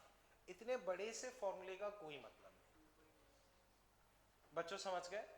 तो अब बच्चों तुम्हें दो फॉर्मूले स्पेशली याद रखने हैं, radius 0.53 n square by z, speed c upon 137 z by N. ये चीज क्लियर है, ठीक है। अब बच्चों देखो स्पीड का भी फॉर्मूला बच्चों मैंने यहां लिखवा रखा है, ये चीज क्लियर है बच्चों। इसे मैं हटा देता हूं। अब बच्चों फिर समझो, मान लो मुझे काइनेटिक एनर्जी लिखनी है, तो बच्चों बताओ काइनेटिक एनर्जी का क्या फॉर्मूला होता है, हाफ एम वी स्क्वायर। तो half M we square, half M बच्चों v किसके प्रोपोर्शनल था, z अपॉन, या प्रॉपर लिखना चाहो तो c अपॉन 137 का square z square by N square. इन सब की वैल्यू जब तुम रख देते हो तो फाइनली काइनेटिक एनर्जी आती है 13.6 z square by N square. तो ये चीज, हाँ इलेक्ट्रॉन वोल्ट, इलेक्ट्रॉन वोल्ट में ये तुम्हें याद रखना, kinetic energy 13.6 z square by N square. Clear है। बाकी बच्चों थोड़ा प्रैक्टिस से वो अपने आप याद हो जाता है। देखो अगर तुम्हें स्पीड याद है तो काइनेटिक एनर्जी बड़े आराम से हाफ एम वी स्क्वायर, तो वो z बाई एन, तो वो z square by N square, वो अपने आप रिलेट कर लो। स्पीड याद है z बाई एन, तो काइनेटिक एनर्जी उसका square z square by N square, वो अपने आप रिलेट करके भी कर सकते हो। और मेनली बच्चों ये प्रोपोर्शनलिटी ही ज्यादा काम में आता है। काइनेटिक एनर्जी क्लियर है। अब आती है बच्चों पोटेंशियल एनर्जी। हाँ बोलो। इलेक्ट्रॉन का जो भी हम डिस्कस कर रहे हैं वो इलेक्ट्रॉन के लिए डिस्कस कर रहे हैं। अब पोटेंशियल एनर्जी बच्चों अभी भी फॉर्मूला पढ़ा के Q1 Q2 बाई आर, तो 1/4 पाई एप्सिलॉन Q1 ZE ये माइनस ई, और रेडियस बच्चों हमने निकाली थी 0.53 angstrom n square by Z. बच्चों जब सारी वैल्यूज रख दोगे तो पोटेंशियल एनर्जी इसका डबल, तो 27.2 माइनस में z square by N square. ये याद रखना पोटेंशियल एनर्जी बच्चों, ये जब सारी वैल्यूज रख दोगे तो वो इस फॉर्मेट में आ जाए। इतना समझ गए। याद रखना बच्चों कैसे आसान है, समझो। जो भी एनर्जी होगी वो सेम फॉर्मेट में होगी, चाहे काइनेटिक एनर्जी हो या पोटेंशियल एनर्जी हो या टोटल एनर्जी हो। काइनेटिक एनर्जी अगर Z square by N square के प्रोपोर्शनल है तो पोटेंशियल भी Z square by N square ही होगा और टोटल भी Z square by N square ही होगा। ये चीज क्लियर है। अब पोटेंशियल एनर्जी, ये चीज आ गई ना। अब ये काइनेटिक ये पोटेंशियल। बच्चों टोटल एनर्जी क्या होती है? Kinetic plus potential, kinetic plus potential. तो दोनों को जोड़ोगे तो माइनस का 13.6 z square by N square. ये याद होना चाहिए। इतना समझ पाए बच्चों? अब बच्चों इससे और आसानी से तुम रिलेट कर सकते हो, जैसे ग्रेविटेशन में देखोगे तो उसमें भी यही फंडा होता है। ग्रेविटेशन में बच्चों जितनी काइनेटिक एनर्जी होती है उतनी ही टोटल एनर्जी होती है, बट निगेटिव होती है। जितनी काइनेटिक एनर्जी होती है उतनी ही टोटल एनर्जी होती है सैटेलाइट की, बट निगेटिव होती है। और टोटल एनर्जी से डबल होती है पोटेंशियल एनर्जी। वही चीज बच्चों यहाँ है, जितनी काइनेटिक एनर्जी है उतनी ही टोटल एनर्जी है, बट नेगेटिव है, और उससे डबल होती है पोटेंशियल एनर्जी। वही फंडा, समझ गए बच्चों? सैटेलाइट मोशन ग्रेविटेशन में भी बच्चों यही रहता है। जब आएगा तब देखेंगे, समझ पाए ना?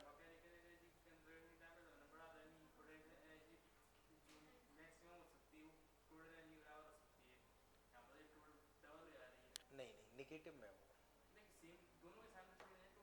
नहीं मैं बताता हूँ। देखो मैंने ये बताया था कि पोटेंशियल एनर्जी ज़्यादा से ज़्यादा टोटल एनर्जी के बराबर हो सकती है, उससे ज़्यादा नहीं हो सकती। तो ये उससे कम ही है, ठीक है ना? उससे ज़्यादा नहीं हो सकती। देखो ये कमी है। ये चीज़ क्लियर है बच्चों? यहाँ तक कोई डाउट? तो बच्चों हमने क्या क्या सीख लिया? रेडियस याद रखना है। ये सब इलेक्ट्रॉन के लिए डिस्कस कर रहे हैं, जो एटम्स है उसके लिए। ग्रेविटेशन में भी वही रहता है, ठीक है ना? हाँ बच्चों हमने रेडियस डिस्कस किया, वो याद रखना है 0.53 n square by z. Speed c/137 z by n, वो याद हो गया।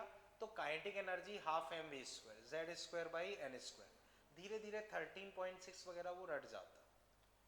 काइनेटिक एनर्जी जिसके प्रोपोर्शनल आई z square by N square, वही पोटेंशियल होगा, वही टोटल होगा। बस डेटा ये है कि काइनेटिक कभी निगेटिव नहीं हो सकती है, तो वो पॉजिटिव है, बाकी दोनों निगेटिव है। यहाँ तक क्लियर है? अब आगे देखते हैं बच्चों। तो अब अगर बच्चों में देखो तो हम लोगों ने क्या क्या डिस्कस कर लिया। बच्चों देखोगे स्पीड मैंने बता दी, रेडियस बता दी, काइनेटिक बता दी, पोटेंशियल बता दी, टोटल बता दी। टोटल में बच्चों रिलेशन भी मैंने बता दिया है कि ई जो है टोटल एनर्जी ई पोटेंशियल का आधा है, काइनेटिक का निगेटिव है। तो बच्चों वो मैंने यहाँ लिख रखा। यहाँ तक क्लियर? अब बच्चों बाकी चीज़ों के लिए आपको फॉर्मूले नहीं रटने, वो आप इंस्टेंटली ड्राइव कर सकते हो। दो स्टार्टिंग फॉर्मूले रट सकते हो। काइनेटिक एनर्जी भी हाफ एम वी स्क्वायर से डायरेक्ट निकाल सकते हो, बस रेडियस और स्पीड ही रटना है, बाकी तो थोड़ा सा करके निकाल सकते हो। अब जैसे मैंने टाइम पीरियड फ्रीक्वेंसी जो भी बताए वो रटने नहीं, वो केवल समझने। जैसे बच्चों टाइम पीरियड निकालना, तो बच्चों एक चक्कर लगाने का जो टाइम होता है वही टाइम पीरियड होता है। तो टाइम पीरियड क्या होगा? 2 पाई आर अपॉन वी। तो बच्चों इसमें वो केवल प्रोपोर्शनलिटी पूछेगा, कभी भी डेटा नहीं पूछेगा। तो प्रोपोर्शनलिटी पता होना चाहिए। तो रेडियस बच्चों किसके प्रोपोर्शनल है, n square by z, v किसके प्रोपोर्शनल है, जेड बाई एन, तो दोनों को डिवाइड करोगे तो n cube by z square. तो वो टाइम पीरियड में तुमसे ये बोलेगा कि फर्स्ट ऑर्बिट और सेकंड ऑर्बिट में टाइम पीरियड का रेशियो बताओ, बोलो बच्चों क्या होगा, first and second orbit, first and second orbit में टाइम पीरियड का रेशियो बताओ, 1:8, एन की जगह 1 और 2 रखो। हाइड्रोजन के फर्स्ट ऑर्बिट और हीलियम के सेकंड ऑर्बिट में टाइम पीरियड का रेशियो बताओ, हीलियम के फर्स्ट ही मान लो, चलो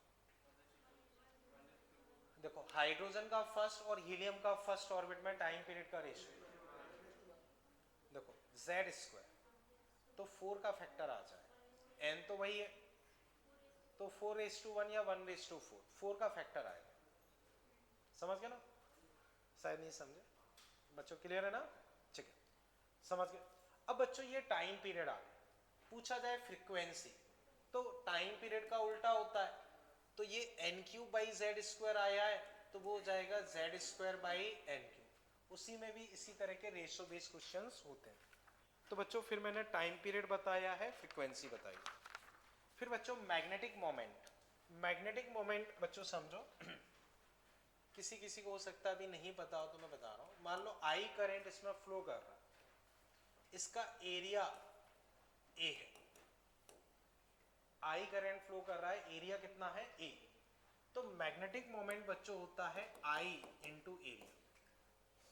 मान लो लूप का करंट आई है, उसमें ए एरिया है, तो मैग्नेटिक मोमेंट होता है करंट इंटू एरिया, बस ये फिलहाल मानना है। अब समझो करंट को बच्चों तुम लिखते हो चार्ज अपॉन टाइम, तो चार्ज हो गया इलेक्ट्रॉन का चार्ज अपॉन टाइम, एरिया बच्चों पाई आर स्क्वायर, तो इसमें 1 अपॉन टाइम को लिख सकते हो फ्रीक्वेंसी, तो e f pi r square, तो इसमें अगर प्रोपोर्शनलिटी निकालोगे तो बच्चों बताओ फ्रीक्वेंसी किसके प्रोपोर्शनल आई, z square by N cube,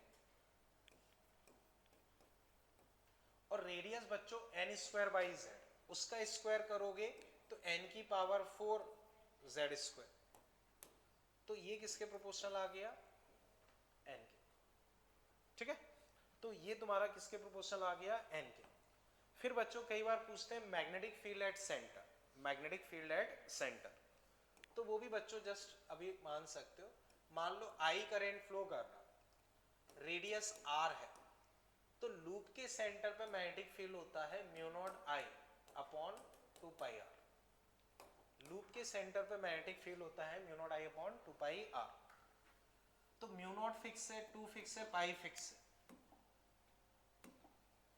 बच्चों किस पे डिपेंड करेगा, I by R, I charge into frequency upon R, frequency बच्चों अभी भी हमने देखा था Z square by N cube और radius N square by Z, तो फाइनली आ गया जेड क्यूब बाई एन की पावर 5, तो उसके प्रोपोर्शनल आ जाएगा।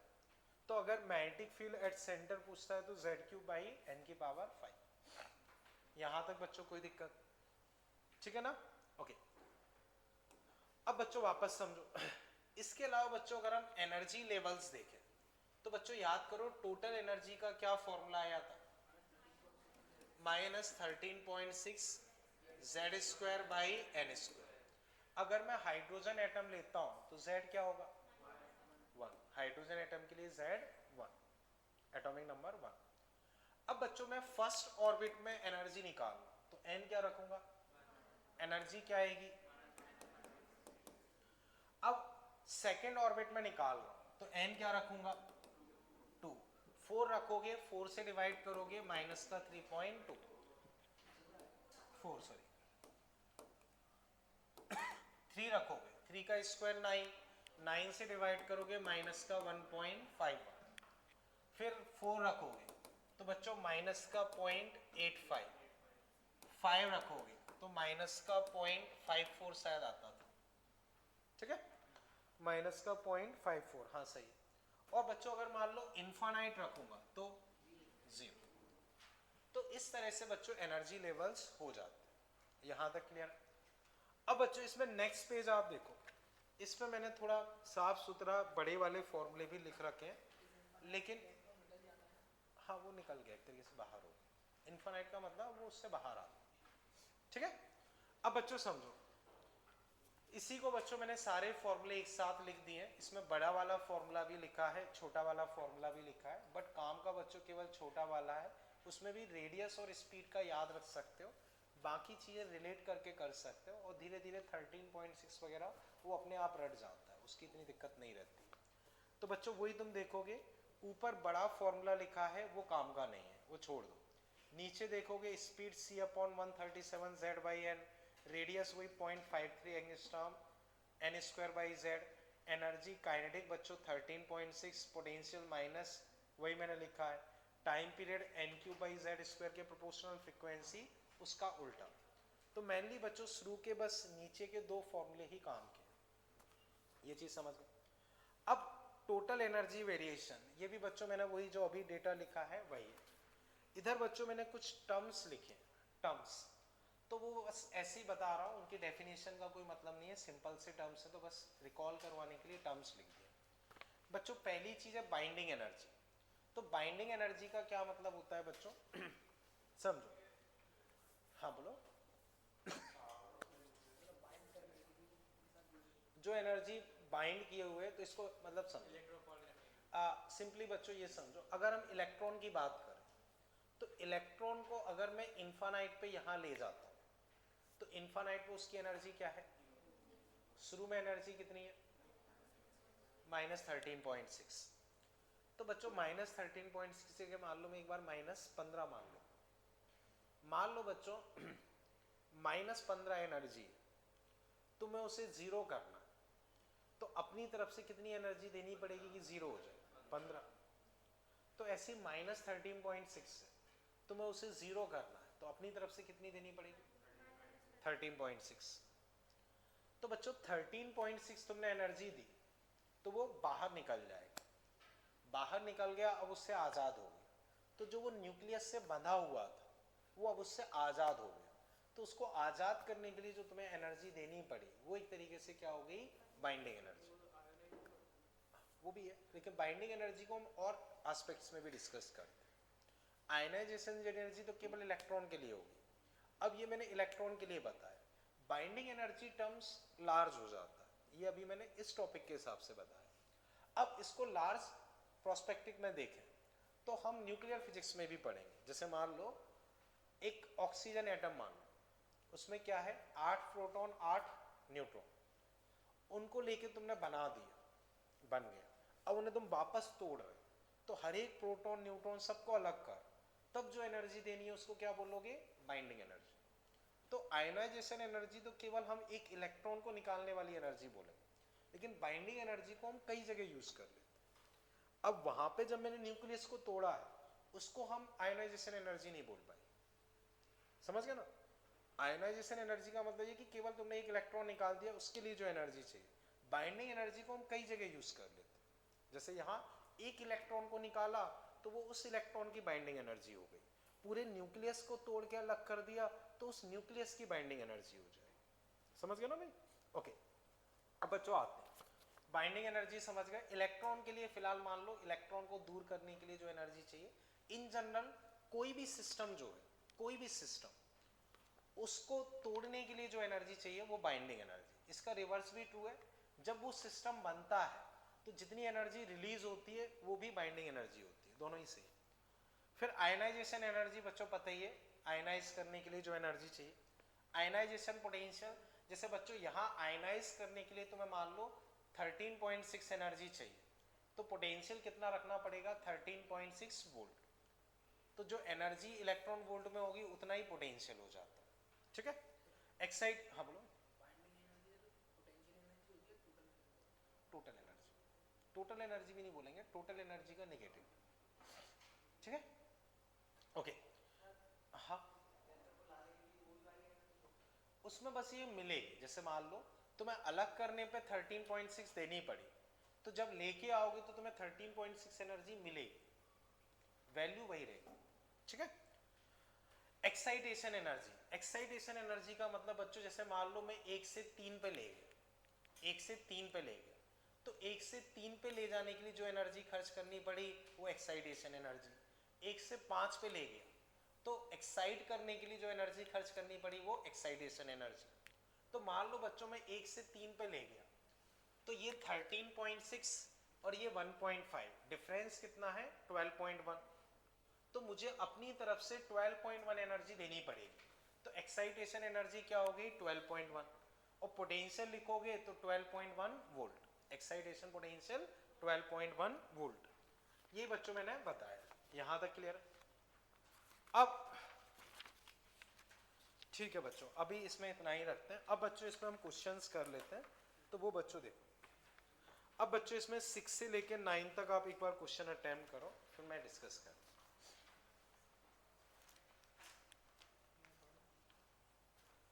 6 से लेके 9 तक बच्चों जो हमने अभी थ्योरी पढ़ी है उस पर बेस्ड है। फॉर्मूले वगैरह के लिए जो मैंने आपको प्रिंटेड नोट्स दिए वो रेफर कर सकते हैं, क्योंकि अभी फॉर्मूले याद नहीं होंगे। ठीक है बच्चों, अप टू 9 क्वेश्चंस एक बार कर लो। जिसका 9 तक हो जाता है वो चाहे तो कंटिन्यूएशन में और आगे भी कर सकते।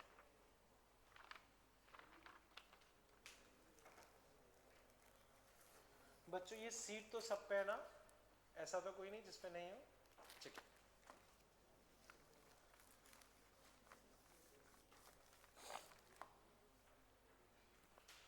तो बच्चों आई थिंक केमिस्ट्री में भी ये डेरिवेशन वगैरह रहता है, सारा रहता है थोड़ा बहुत तो हाँ ठीक है। तो फिर वो डबल डबल लिखने का मतलब नहीं है, मेहनत करने का मतलब नहीं है। हाँ तो फिर वही उसी चक्कर में मैंने प्रिंटेड ही दे दिया कि जबरदस्ती लिखते रहो, वो मतलब नहीं है।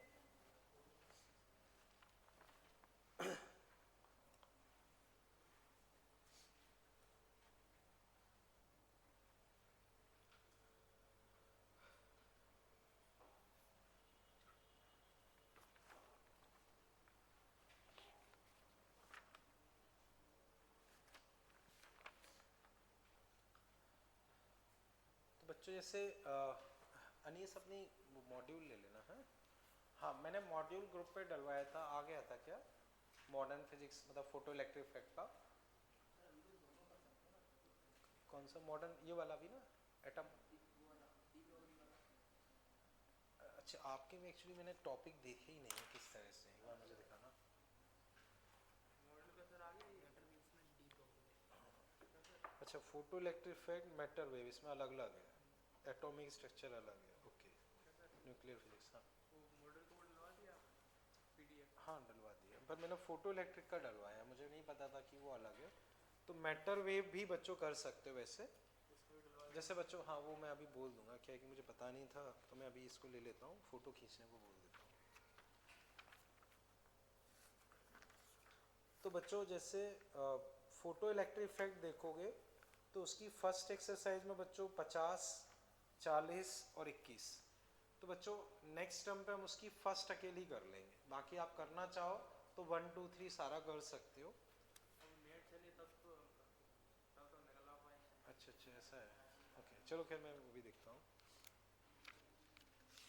वैसे प्रॉब्ली आज काफ़ी हद तक मॉड्यूल मिल जाना चाहिए। ठीक बच्चों इसे एक बार करो फिर मैं डिस्कस करता हूँ, ठीक है? जिसका हो जाए बच्चों वो आगे वाले अटेम्प्ट कर सकते हैं। कल्पित जी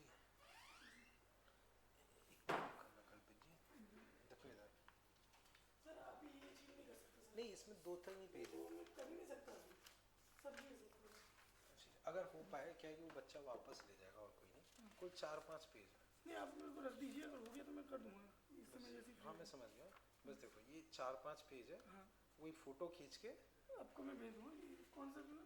ये वाला मॉडल, हाँ बस यहीं तक है, आंसर भी कर मैं भी ज़्यादा पेज नहीं है उसमें, 4-5 ही पेज है। ठीक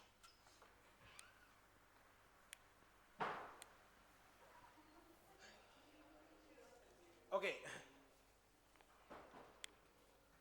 बच्चों अब मैं डिस्कस कर रहा हूँ।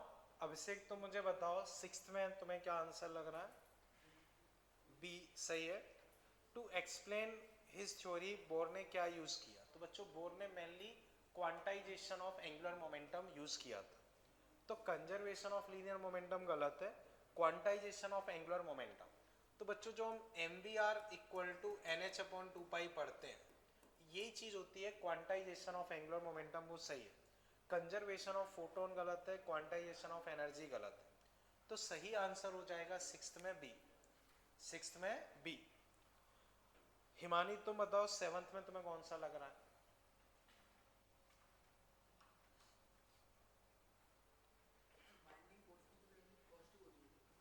बाइंडिंग फोर्स जैसा, फोर्स क्या है, डायरेक्शन हो जाता है, तो उसमें प्लस माइनस डायरेक्शन का मतलब होता है।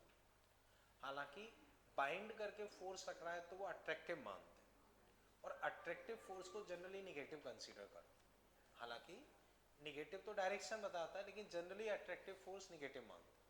हाँ हिमानी बोलो सेवंथ में तुम्हें क्या लग रहा है? फर्स्ट। ओके तुम बोलो राधिका तुम्हें क्या लग रहा है? ओके पूजा तुम बताओ सेवंथ में तुम्हें क्या लग रहा है? सेकंड। तुम बोलो कैसे?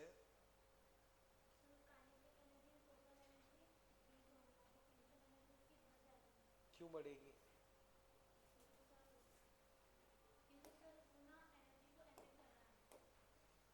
एनर्जी को एमिट कर रहा है, वो लॉजिक भी सही है। ठीक है बच्चों समझो, जैसे वो मान लो बच्चों देखना ऊपर से इधर आ रहा है, तो मान लो यहां से कहीं इधर आ रहा है, तो यहां से इधर आता है तो एनर्जी एमिट करता है।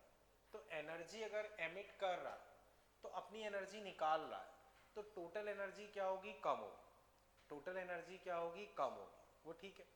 अब टोटल एनर्जी कम होगी तो पोटेंशियल एनर्जी भी क्या होगी? कम होगी। लेकिन काइनेटिक एनर्जी क्यों बढ़ेगी ये बताओ? चलो मैं बताता हूं बच्चों, समझो। अब वैसे समझो बच्चों, यहां से यहां आ गए तो -85, और ये ज्यादा निगेटिव है तो ये ज्यादा कम मानी जाएगी, तो टोटल एनर्जी क्या हो गई? कम। ये कौन सी एनर्जी लिखी है? Total energy. इसका डबल होता है पोटेंशियल एनर्जी। जब ये कम हुई है तो पोटेंशियल एनर्जी भी कम हो जाएगी। अब इसका प्लस होता है काइनेटिक एनर्जी, तो इससे ये हो गई, ये प्लस में होती है तो ये तो बढ़ गई है। तो जब वो यहां से यहां आएगा तो काइनेटिक एनर्जी पॉजिटिव में होती है, पॉजिटिव में होती है तो इससे ये हो गई मतलब बढ़ गई, लेकिन बाकी दोनों नेगेटिव में होती है मतलब कम हो गई। तो बच्चों पोटेंशियल और टोटल कम होंगी, काइनेटिक बढ़ेगी। पोटेंशियल और टोटल कम होगी, काइनेटिक बच्चों बढ़ेगी। समझ गए ना बच्चों ये वाला? बोलो कोई दिक्कत हो? बोलो ईमानी अगर डाउट लग रहा हो मैं वापस बताऊं। किसी को भी बच्चों सेवंथ में भी डाउट? नमन क्लियर है? योगेंद्र बोलो तुम्हें कोई डाउट? सिक्स का बी। देखो mvr इक्वल टू NH/2 इसी को हम बोलते हैं क्वांटाइजेशन ऑफ एंगुलर मोमेंटम। जो एंगुलर मोमेंटम होगा वो h/2 का इंटीजर मल्टीपल होगा, इसी को बोलते हैं क्वांटाइजेशन ऑफ एंगुलर मोमेंटम। तो बोर थ्योरी में सबसे की पॉइंट यही माना जाता है। हाँ बोलो बच्चों, मुझे बताओ सिक्स्थ सेवंथ इसमें किसी को डाउट? हर्षित तुम्हें कोई डाउट? ठीक है, पूरे को नहीं। देखो क्वांटाइजेशन का क्या मतलब होता है वो समझो। इंटीजर मल्टीपल से मल्टीप्लाई हो, जैसे h/2 से इंटीजर, जैसे मान लो तुम बाजार में मिल्क के पैकेट लेने जा रहे हो तो 1 2 10 20 ला सकते हो, 1.5 पैकेट ला सकते हो। तो उसी को बोलते हैं कि भाई पैकेट्स तुम इंटीजर मल्टीपल में लेके आओ, तो एंगुलर मोमेंटम इसका इंटीजर मल्टीपल हो, तो इस चीज को बोलते हैं क्वांटाइजेशन। समझ पाए ना? ओके अब बच्चों एट्थ प्रिंस तुमसे हुआ सी, सही है बच्चों। एट्थ में आंसर आ जाएगा सी। बच्चों मैं डिस्कस कर रहा हूं, देखो in the Bohr's model of hydrogen atom centripetal force is furnished by Coulomb force, वो सब ठीक है। If a nought is the radius in ground state, M mass है, ये चार्ज है, वो सब ठीक है। स्पीड लिखनी है तो बच्चों वही M we square upon radius किसके बराबर है? के की जगह 1/4 pi epsilon naught Z E. Hydrogen बोला है तो हो जाएगा +1 ई अपॉन ए नॉट का square, R square. A naught बच्चों कट गए, हमसे स्पीड पूछिए, तो वी स्क्वायर यहां से आया E square 4 pi epsilon nought a nought M, under root ले लो, तो E upon 4 pi epsilon nought a nought M, खत्म। आंसर बच्चों क्या आ जाएगा? सी। तो बच्चों इस तरह के क्वेश्चंस के लिए डेरिवेशन की बेसिक स्टेप भी पता होना चाहिए। अब जैसे ये क्वेश्चन क्या है, डायरेक्ट फॉर्मूला बेस्ड नहीं, ये जो हमने डेरिवेशन की बेसिक स्टेप सीखी है उसके लिए। और भी बच्चों कुछ क्वेश्चंस होते हैं उसमें डेरिवेशन की बेसिक स्टेप्स काम में आ जाती है, तो वो आना चाहिए। बच्चों मुझे बताओ, अभी 8th में किसी को डाउट? 7 का सी बताता हूँ। अच्छा sorry, kinetic energy increase but potential, हाँ सॉरी डी। बच्चों 7th में हो सकता है मैंने आंसर अगर गलत बोल दिया हो तो दिल्ली डी आंसर होगा, डी। 7th में दिल्ली डी आंसर होगा, ठीक है ना बच्चों? वो गलत बता दिया था। देखो मैं आंसर मैंने सही बताया था, बस ऑप्शन मतलब जो एक्सप्लेन किया था वो सही था, आंसर गलत बोल दिया। एक्सप्लेन मैंने ये किया था कि पोटेंशियल और टोटल एनर्जी कम हो, काइनेटिक एनर्जी बढ़े। आंसर मैंने सी बोल दिया था, लेकिन जो 9th अभी मैं डिस्कस कर रहा हूँ। ओके, अब 9th करण तुमसे हो पाया, सही है। द मैग्नेटिक फील्ड इंडक्शन, वो मैग्नेटिक फील्ड इंडक्शन बच्चों वो मैग्नेटिक फील्ड ही होता है, produce at centre of orbit of electron proportional. तो बच्चों इसमें मैंने कहीं निकलवाया है मैग्नेटिक फील्ड किसके प्रोपोर्शनल आया था?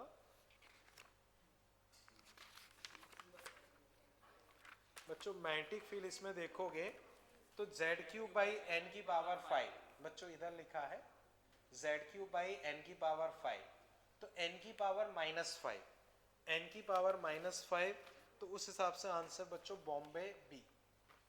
समझ गए ना बच्चों? कोई दिक्कत? ठीक है। 10th हर्षित तुम बोलो तुम्हें क्या? फर्स्ट, सही है। Which of the following instrument to Bohr model of hydrogen atom? ठीक है, देखते हैं बच्चों। Orbiting speed of electron decrease as it shift to discrete away from nucleus. तो बच्चों पहला ऑप्शन अगर देखोगे तो स्पीड होती है Z/n, तो अगर वो दूर जाएगा तो n बढ़ेगा, स्पीड कम होगी, सही।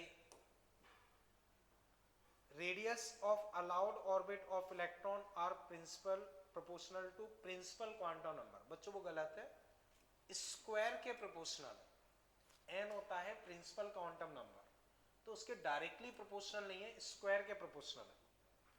Frequency with which electron orbit around the nucleus inversely proportional to q। तो बच्चों फ्रीक्वेंसी देखो कहाँ थी, तो बच्चों n³ 1/n³ के प्रोपोर्शनल है, इनवर्सली प्रोपोर्शनल टू q, तो वो भी सही है। Binding force with which the electron is bound to nucleus increase as it shift outer the nucleus। तो बाइंडिंग फोर्स बच्चों यहाँ पे क्या है? Coulomb force, coulomb force. तो कूलाम फोर्स लिखोगे K ZE/r²। इसे देखते हैं। बाइंडिंग फोर्स बच्चों क्या है? Coulomb force. इसे बच्चों देखो, बाइंडिंग फोर्स इंक्रीज अगर वो आउटर शिफ्ट होगा, बच्चों दूर शिफ्ट होगा तो रेडियस बढ़ेगी, रेडियस बढ़ेगी तो फोर्स क्या होगा? कम होगा। दूर शिफ्ट होगा तो रेडियस बढ़ेगी, फोर्स क्या होगा? कम होगा। इन्होंने बोला है बढ़ेगा, वो चीज गलत है। अब बच्चों इसमें 4 अलग अलग स्टेटमेंट है, मैंने चारों एक्सप्लेन किए। किसी भी स्टेटमेंट में किसी को दिक्कत लग रही हो एक बार हैंड राइज करे, पूछे। किसी भी स्टेटमेंट में बच्चों किसी को डाउट लग रहा हो। अब बच्चों मेरे हिसाब से फर्स्ट और थर्ड सही है। फर्स्ट और थर्ड के हिसाब से आंसर बच्चों अपने पास होना चाहिए ए। आंसर बच्चों ए, थर्ड वाला। फ्रीक्वेंसी, तो फ्रीक्वेंसी का सीधा फॉर्मूला देखो जो मैंने लिखवा रखा है, Z²n³, तो 1/n³ के प्रोपोर्शनल, वही दे रखा है, ठीक है। क्लियर है बच्चों? अब क्वेश्चन नंबर 11, कार्तिक तुम बताओ 11 का आंसर तुम्हें क्या लगा? सही है। Ratio of velocity of electron in H atom in first, second and third orbit. तो बच्चों Z बाई एन, फर्स्ट में 1/1, सेकंड में 1/2, थर्ड में 1/3। Z बाई एन हाइड्रोजन के लिए फर्स्ट हो गया, फर्स्ट में 1, सेकंड में 2, थर्ड में 3। 6 से मल्टीप्लाई करो, 6 से मल्टीप्लाई करो तो 6 raise to 3 raise to 2, 6 raise to 3 raise to 2। Answer बच्चों क्या आ जाएगा? C।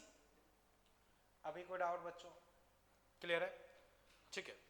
अब बच्चों इसमें एक काम करो बच्चों, इसमें अप टू कुछ एनर्जी वाले हम कर लेते हैं, ये तो सीधे सीधे फॉर्मूले बेस्ड है।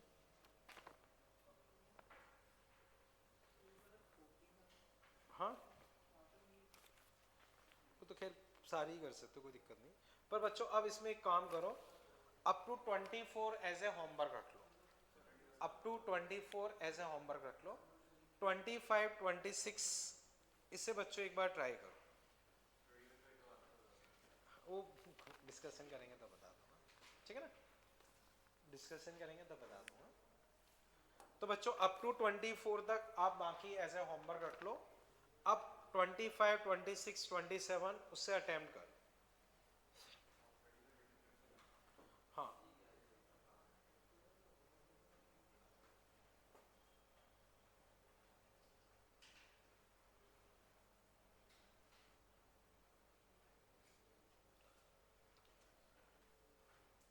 A hydrogen atom in ground state absorb this much frequency. Angular momentum of hydrogen atom will increase by value. वो बच्चों निकालो। तो बच्चों ग्राउंड स्टेट में -13.6, ठीक है। क्या किया अरुण तुमने? सर जैसे ग्राउंड स्टेट में मोमेंटम होगा 1h/2 और 10.2 यानी n = 2 है, यानी उसमें होगा 2h/2, सही है, डिफरेंस होगा h/2 का। सही है बच्चों। समझो मैं डिस्कस कर रहा हूँ 25 नंबर वाला, 25 नंबर वाला।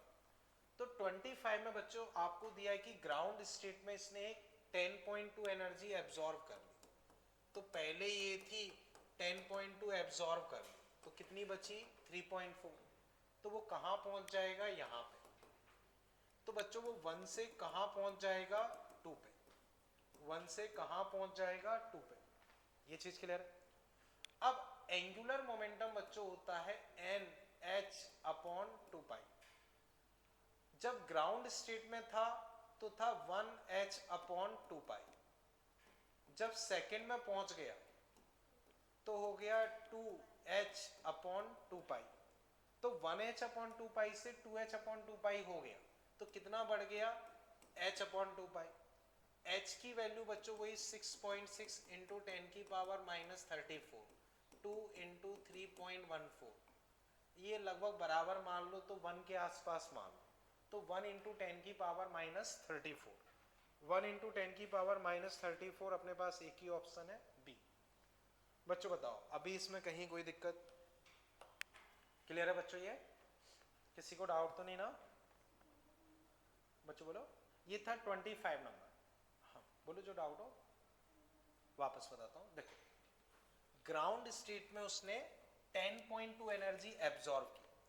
तो पहले एनर्जी ये थी 10.2 एब्जॉर्ब की, तो इन दोनों को ऐड करोगे कितनी हो गई? -3.4। यानी कि वो कहाँ पहुंच गया? यहाँ पे। तो 1 से 2 में पहुंच गया, 1 से 2 में पहुंच गया। तो एंगुलर मोमेंटम ये होता है, जब 1 में होगा तो एंगुलर मोमेंटम ये, 2 में होगा तो एंगुलर मोमेंटम ये। दोनों का डिफरेंस हमसे पूछा है चेंज कितना हुआ, तो डिफरेंस लो। डिफरेंस कितना हो गया? h/2π। h/2π, h और 2π की वैल्यू रख दो, आंसर। बोलो प्रियांशी कहीं दिक्कत लग रही हो? ठीक है, ओके। अब 26 ये बच्चों जिससे सॉल्व हुआ हो हैंड राइज करें। योगेन तुम बोलो आंसर। ठीक है, सही है।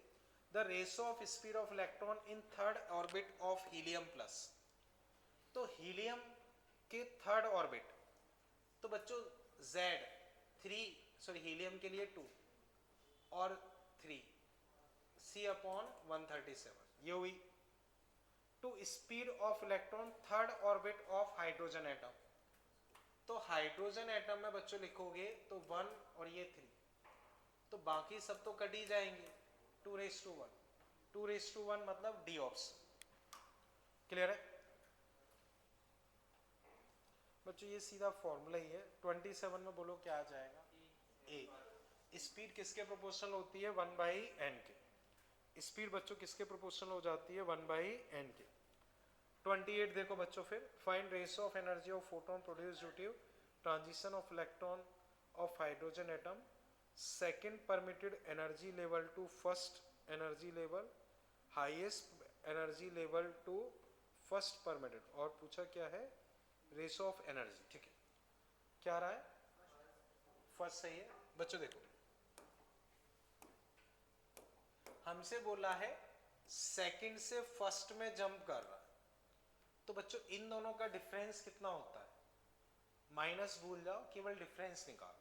कितना डिफरेंस आएगा, 10.2, तो एक की एनर्जी कितनी हो गई, 10.2।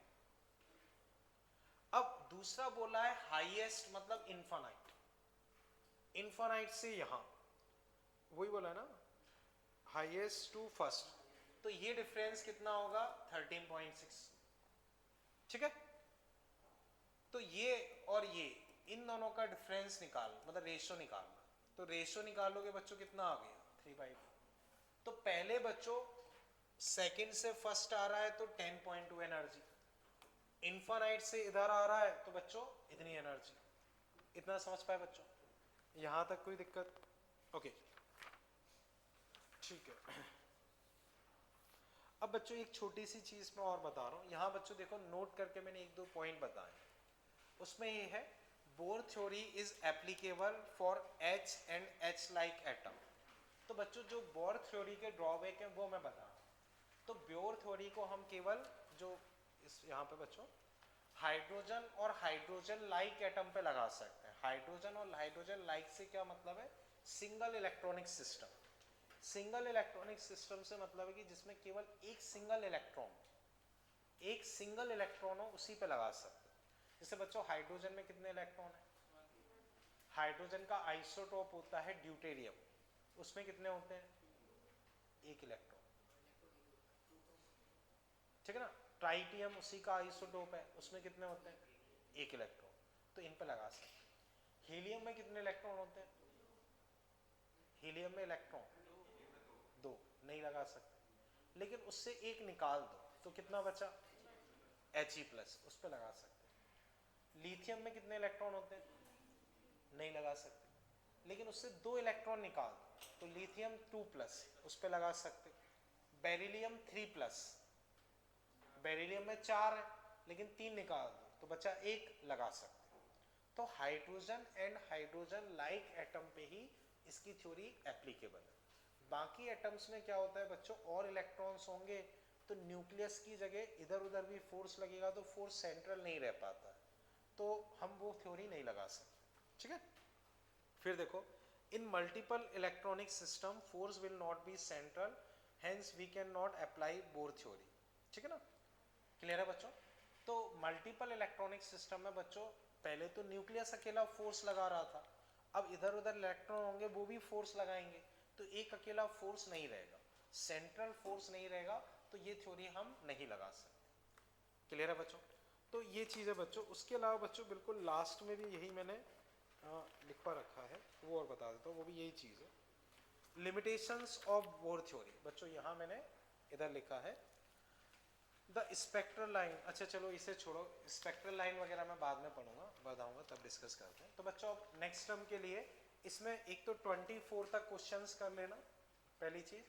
दूसरी चीज़ बच्चों जैसे मैंने PDF वो डाल रखी है, तो फोटो इलेक्ट्रिक इफेक्ट, और इसमें किस नाम से चैप्टर, नहीं पहला वाला चैप्टर, अच्छा हाँ, फोटो इलेक्ट्रिक इफेक्ट का केवल फर्स्ट एक्सरसाइज कर ले, केवल फर्स्ट एक्सरसाइज, उसमें 50 क्वेश्चन है। तो इसमें 24 तक, मतलब हाँ 24, या पूरा मैं बताऊं तो 28 तक कर सकते, 28 तक कर सकते, वहाँ का हम पढ़ चुके हैं, ठीक है ना। तो उतना बच्चों कर लेना। ठीक बच्चों, तो फिलहाल के लिए इसमें इतना ही रखते हैं।